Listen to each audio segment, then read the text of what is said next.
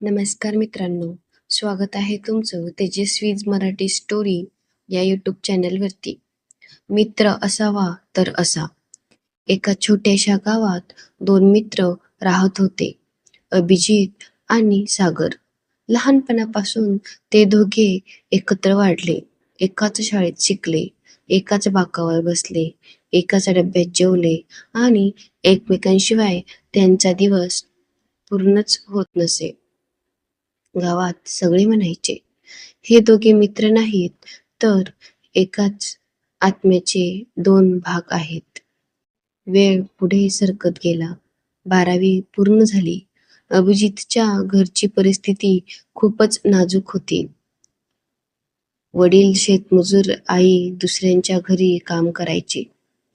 दुसरीकडे सागरच्या वडिलांचा चांगला व्यवसाय होता, पैसा होता, सुख होतं. पण सागरच्या मनात कधीच पैशाचा अहंकार नव्हता. एक दिवस अभिजितने शांतपणे सांगितलं, सागर, माझं शिक्षण इथंच थांबणार. घरची परिस्थिती नाही. हे ऐकून सागरच्या डोळ्यात पाणी आलं. दुसऱ्या दिवशी सागरने स्वतःची नवीन बाईक विकली आणि ते पैसे अभिजितच्या कॉलेजच्या फीमध्ये भरले. अभिजितला जेव्हा हे कळलं तेव्हा तो रडत म्हणाला, अरे वेड्या, माझ्यासाठी इतकं मोठं काम का केलंस? सागर हसत म्हणाला, बाईक पुन्हा घेता येईल, पण तुझे स्वप्न तुटलं तर ते पुन्हा जोडता येणार नाही.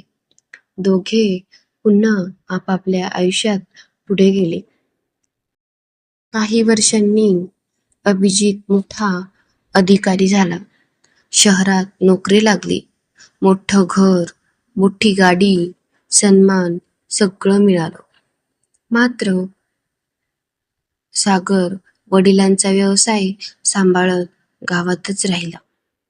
आयुष्याच्या धावपळीत दोघांची भेट कमी झाली, फोनही कमी झाले, पण मनातली मैत्री तशीच होती. एक दिवस अचानक सागरला गंभीर आजार झाल्याचं समजलं. उपचारासाठी लाखो रुपये लागणार होते, पण सागरने कोणालाच सांगितलं नाही. ही बातमी अभिजितपर्यंत पोहोचली. त्याने एक क्षणही न घालवता शहरातून गाव गाठलं. रुग्णालयात जाऊन सागरचा हात हातात घेत म्हणाला, मित्रा, तू संकटात होतास आणि मला सांगितलंही नाही. सागर हसत म्हणाला, तू खूप मोठा माणूस झाला आहे. तुला त्रास द्यायचा नव्हता. अभिजितच्या डोळ्यातून अश्रू वाहू लागले. तो म्हणाला, मोठा मी पैशाने झालो असेल, पण माणूस तू मला बनवलंस. आज मी जे काही आहे ते तुझ्यामुळे आहे. अभिजितने उपचाराचा पूर्ण खर्च उचलला. महिन्याभराच्या उपचारानंतर सागर पूर्णपणे बरा झाला. रुग्णालयातून बाहेर पडताना दोघांनी एकमेकांना मिठी मारली. आजूबाजूचे लोक टाळ्या वाजवत होते, पण त्या टाळ्या पैशासाठी नव्हत्या. त्या टाळ्या होत्या एका अशा मैत्रीसाठी जी वेळ, अंतर, पैसा आणि परिस्थिती यांच्यापेक्षा खूप मोठी होती. त्या दिवशी अभिजित म्हणाला, रक्ताची नाती जन्माने मिळतात, पण मैत्री हे नातं मनाने निर्माण होतं आणि मनाने जोडलेलं नातं आयुष्यभर साथ देतं. मैत्री म्हणजे सुखात सोबत हसणारा नाही, दुःखात हात घट्ट पकडून उभा राहणारा माणूस. मैत्री म्हणजे गरज पडल्यावर आठवण येणारा नाही, आठवण येण्याआधीच धावून येणारा जीव. मैत्री म्हणजे फक्त फ्रेंडशिप डे म्हणणं नाही, तर आयुष्यभर मी तुझ्यासोबत आहे हे कृतीतून दाखवणं. आज मैत्रिदिनानिमित्ताने जर तुमच्या आयुष्यात असा एक मित्र असेल तर त्याला एक फोन करा.